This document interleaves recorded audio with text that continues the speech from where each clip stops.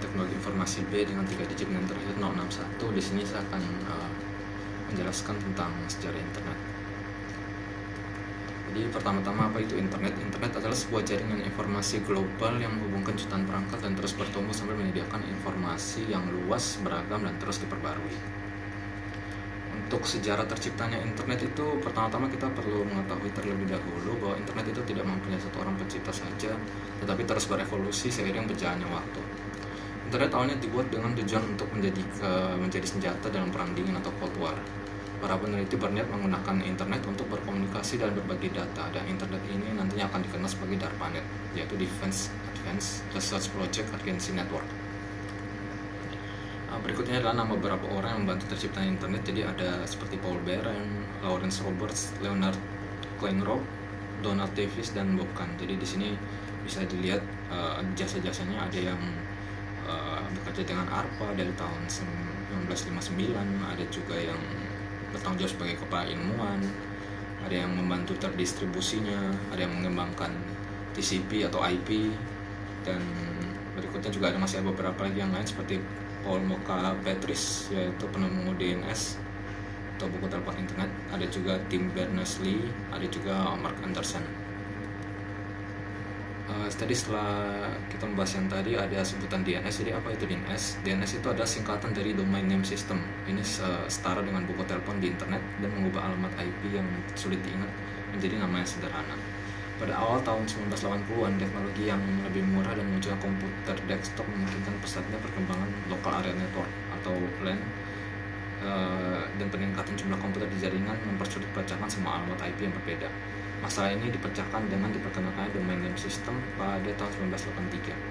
DNS ditemukan oleh Paul Mocha Petris dan John Foster di University of Southern California, dan itu adalah salah satu inovasi yang membuka jalan bagi World Wide Web atau yang biasa WWW itu, yang di website-website. Berikutnya kita masuk ke internet lagi. Jadi ada dibuat internet itu seperti yang tadi sudah saya bilang akan dibuat menjadi DARPANET, dan dibuatnya DARPANET ini adalah respon yang diambil USA dalam perangnya melawan Uni Soviet. Dikarenakan US dan Uni Soviet sama-sama memiliki senjata nuklir pada saat itu, kemungkinan terjadinya serangan kejutan dari jarak jauh sangatlah besar. Akhirnya US memutuskan kalau mereka membutuhkan jaringan komunikasi yang tidak dapat dirusak oleh serangan nuklir Uni Soviet.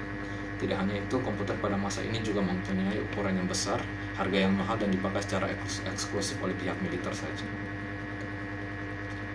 Berikutnya, komputer pada era perang dingin dapat dibilang cukup powerful, tetapi jumlahnya itu sangat terbatas seperti yang tadi di slide sebelumnya, dan karena ini para peneliti harus menempuh jarak yang cukup jauh hanya untuk menggunakan komputer ini.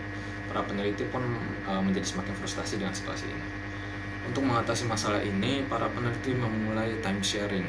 Ini berarti bahwa pengguna dapat mengakses komputer mainframe secara bersamaan melalui serangkaian terminal, meskipun secara individual mereka hanya memiliki sebagian kecil dari daya komputer sebenarnya yang mereka perintahkan. Kesulitan dalam menggunakan sistem seperti itu menyebabkan berbagai ilmuwan, insinyur, dan organisasi meneliti kemungkinan jaringan komputer berskala besar. Yang berikutnya kita ada penggunaan pertama jaringan komputer. Jadi pada tahun 1965, Lawrence Roberts membuat dokumen terpisah di tempat yang berbeda dapat berbicara atau berkomunikasi satu sama lain untuk pertama kalinya. Tautan eksperimental ini menggunakan saluran telepon dengan modem yang dipasangkan secara akustik dan mentransfer data digital menggunakan paket. Ketika jaringan paket switching pertama kali dikembangkan, Leonard Kleinrock adalah orang pertama yang menggunakannya untuk mengirim pesan. Dia menggunakan komputer di UCLA untuk mengirim pesan komputer di Stanford, ke komputer di Stanford. Leonard mencoba mengetik login, tetapi sistem crash setelah huruf L dan O, dan jadinya hanya 2 huruf itu aja yang muncul di monitor Stanford. Upaya kedua terbukti berhasil dan lebih banyak pesan dipertukarkan antara kedua situs. ARPANET pun lahir. Jadi setelah yang tadi membahas sebelumnya, ada bahas paket switching. Jadi apa itu paket switching? Paket switching adalah metode pemisahan dan pengiriman data. File komputer secara efektif dipecah menjadi ribuan segmen kecil yang disebut paket. Masing-masing biasanya berukuran sekitar 1500 byte, didistribusikan ke seluruh jaringan dan kemudian disusun kembali menjadi satu file di tujuannya. Metode perpindahan paket sangat andal dan memungkinkan data untuk dikirim dengan aman bahkan melalui jaringan yang rusak. Ia juga menggunakan bandwidth dengan sangat efisien dan tidak memerlukan satu tautan khusus, seperti halnya panggilan telepon. Jaringan komputer paket switching pertama kali di dunia diproduksi pada tahun 1969, dan komputer yang ada di 4 universitas Amerika dihubungkan menggunakan komputer mini terpisah yang dikenal sebagai Interface Message Processor atau IMP. IMP bertindak sebagai gerbang bagi paket-paket dan sejak itu berkembang menjadi apa yang sekarang kita sebut sebagai router. Peralihan paket adalah dasar di mana internet yang masih berfungsi untuk kita saat ini. Yang berikutnya ada kehidupan dan kematian ARPANET. Jadi Presiden Dwight D. Eisenhower membentuk Advanced Research Projects Agency atau ARPA pada tahun 1958, mengumpulkan beberapa pemikir dunia terbaik dari negara mereka. Lalu tujuan mereka adalah untuk membantu teknologi militer Amerika tetap berada di depan musuh-musuhnya untuk mencegah serangan kejutan. Seperti tadi yang sudah saya jelaskan di slide awal, di antara proyek Lawrence Roberts, di antara proyek-proyek tersebut, bertanggung jawab untuk mengembangkan jaringan komputer di ARPA, bekerja dengan ilmuwan seperti Leonard Kleinrock. Roberts adalah salah satu orang pertama yang menghubungkan dua komputer. Ketika jaringan paket switching pertama kali dikembangkan pada tahun 1969, Kleinrock berhasil menggunakannya untuk mengirim pesan ke situs lain, dan lahirlah jaringan ARPANET. Setelah ARPANET aktif dan berjalan, ARPANET berkembang dengan cepat. Pada tahun 1973, 30 lembaga akademis, militer, dan penelitian telah bergabung dalam jaringan ini, menghubungkan lokasi-lokasi termasuk seperti Hawaii, Norwegia, dan Inggris. Seiring berkembangnya ARPANET, seperangkat peraturan itu dibuat untuk menangani paket data yang perlu diterapkan. Pada 1974, ilmuwan komputer Bob Kahn dan Finzer menemukan metode baru yang disebut dengan protokol transmisi yang nantinya akan kita kenal sebagai TCP atau IP.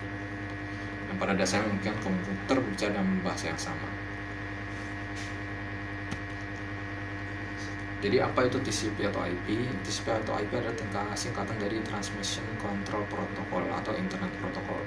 Istilah ini digunakan untuk menggambarkan sekumpulan protokol yang mengatur bagaimana data bergerak melalui jaringan. Setelah pembuatan ARPANET, lebih banyak jaringan komputer bergabung dalam jaringan tersebut dan muncul kebutuhan akan seperangkat aturan yang disepakati untuk menangani data-data. Pada tahun 1974, dua ilmuwan komputer Amerika yaitu Bob Kahn dan Finzer mengusulkan metode baru yang melibatkan pengiriman paket data dalam amplop digital atau datagram. Alamat pada datagram dapat dibaca oleh komputer namun hanya mesin host terakhir yang dapat membuka amplop dan membaca pesan di dalamnya. Kahn dan Cerf menyebut metode ini sebagai protokol kontrol transmisi atau TCP, memungkinkan komputer untuk berbicara dalam bahasa yang sama, dan ini membantu ARPANET untuk tumbuh menjadi jaringan global yang saling terhubung. Sebuah contoh dari internet working atau singkatnya internet. Internet IP adalah singkatan dari Internet Protocol, dan jika digabungkan dengan TCP membantu lalu lintas internet dalam menemukan tujuannya. Dan setiap perangkat yang terhubung ke internet itu akan memiliki nomor IP yang unik yang nanti akan kita kenal sebagai alamat IP. Berikutnya ada sejarah internet di Indonesia. Jadi sejarah internet Indonesia itu dimulai pada tahun 1980-an, di mana jaringan komputer pertama yang masuk ke Indonesia itu melibatkan 5 universitas yang saling terhubung, yakni UI, Universitas Terbuka, Institut Teknologi Bandung, ITB, Universitas Gadjah Mada, dan Institut Teknologi 10 November atau ITS, dengan fasilitas dial-up yang disebut dengan Uninet. Jaringan ini akhirnya tidak berkembang karena terdapat masalah dalam kurangnya infrastruktur yang memadai. Berikutnya ada dari tahun 1986 sampai 1987. Di berawal dari tulisan-tulisan awal dan kegiatan amatir khusus di Amatir Radio Club ARC ITB pada tahun 1986 dengan hanya modal pesawat transceiver HF SSBC Kenwood TS430 milik Harya Sudari Pratama dengan komputer Apple II milik Ono Wepurbo dan belasan anak muda ITB lainnya.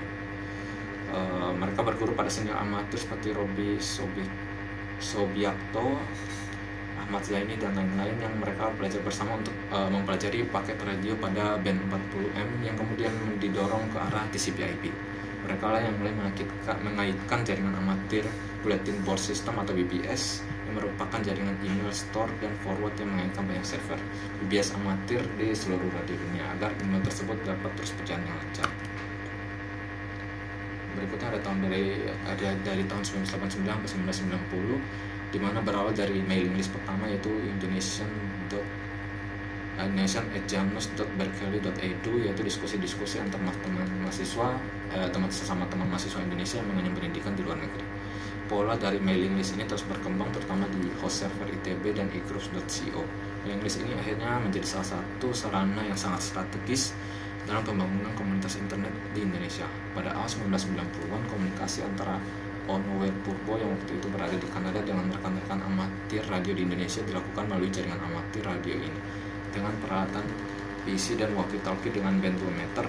Kemungkinan komunikasi antara Indonesia dan Kanada terus dilakukan dengan lancar melalui jaringan amatir radio. Berikutnya ada dari tahun 1992 sampai 1994 dan 1994 sampai 1995.